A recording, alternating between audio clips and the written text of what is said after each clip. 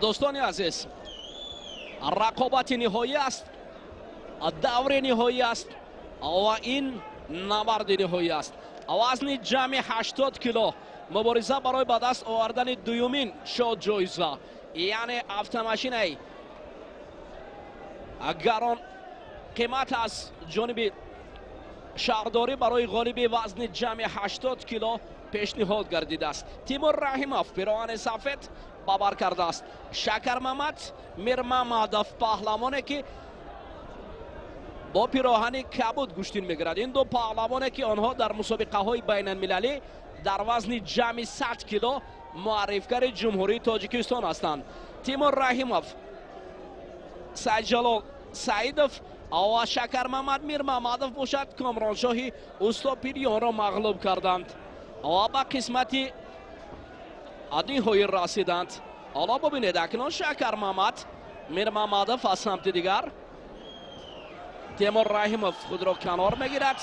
اوه، آن این حالتی که تیمور میشوند در زمین. آگاهی اول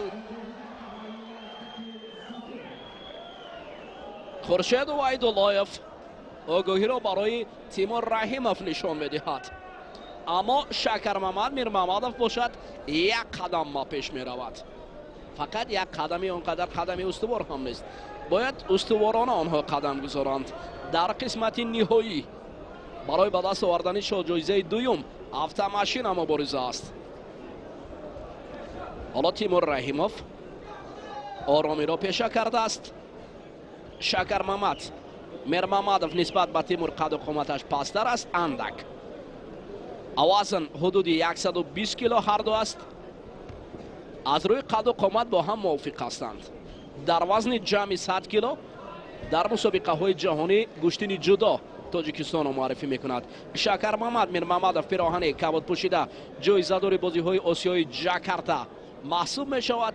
تیمور رحیموف تازه برنده مدال نقره قهرمانی آسیا گوشتین جدا امارات عرب. اگیرت حجمه نیست دیگر در اینجا، چون که جمع 100 کیلو آنها بیشتر عباره حجمه رو شنیدن. اکنون در وطن خود عباره تاجیکی است گیرید و مخلصان است با صدا با زبان نامی تاجیکی میگویند که هنر اصیل نشان دهید. تیمور رحیموف هجوم میکند. شکر محمد میرمحمدوف اندک خود را کنار میگیرد. این دو پهلوانی که همچون نامزد برای راحت به بازی های المپی توکیو 2020 محسوب می شوند.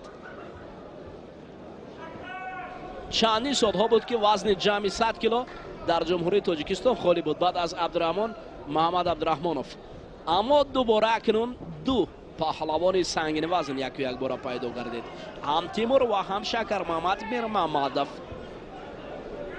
هر دو جوان هستند. تیمور شاید جوانتر باشد، همگی 21 سال دارد. حالا شکر محمد میرمحمدوف، تیمور رحیم در هجوم است پیوسته، اما مخلصان این شکل گوشتین رو دوست نمیدارند، فقط پرتاف توی جالب را انتظار هستند. مستقیم امینوف، من میدونم که یک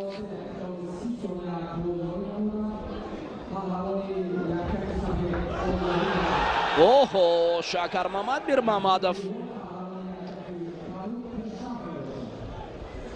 مربی خون جگر میخوند تا یک شاگرد به مسابقه های بین المللی راه یابد. آفرین مستقیم امینوف، مربی که تربیت کرده است تیمور رحیموف را. اوه، همین آواز کمه شکر محمد میرمحمدوف را نیست، خیف در خیف بود، کمی خطرناک بود. این لحظه بتوانست که تیمور همین لحظه رو با کار برد. گیرید تیمور رحیموف دست گرفته است، گریبان یکدیگر را خوب داشتند.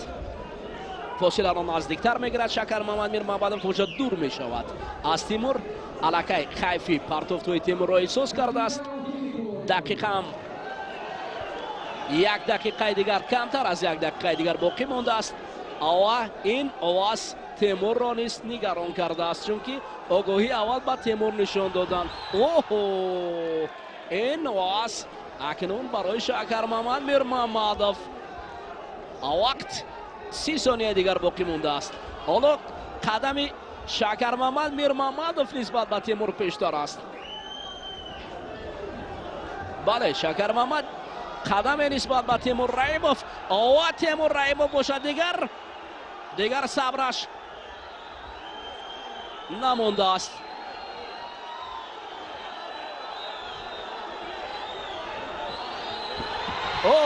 پهلو اکنون کار تماما دیگر شد در وقت آخرین لحظه آخرین. آفرین تیمور رحیموف، آفرین تیمور رحیموف، آفرین. اکنون شکر محمد میرمحمدov هنر خوب بود، باقی نیست، چند لحظه دیگر باقی مونده بود. آفرین. این جوانی که بعضا حالت ها میگفتن نه تیمور، اکنون تیمور رو ببینید چگونه خوب درخشیده است. ببینید همین جوانی تاجیک است.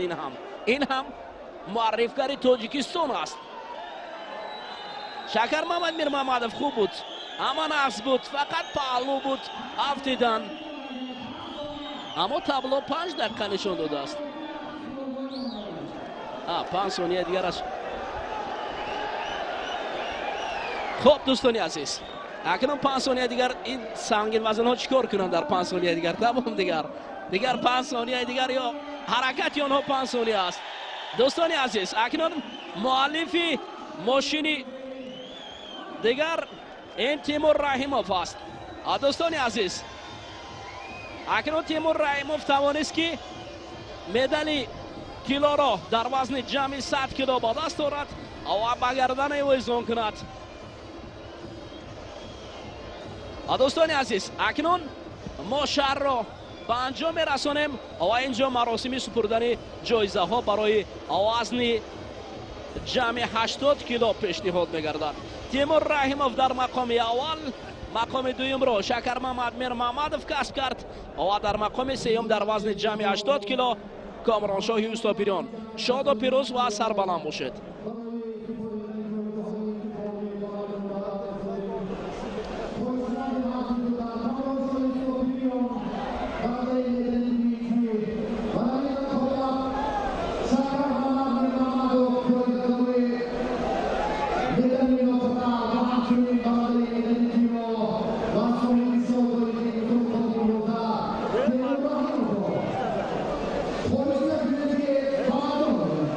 خلاص شده؟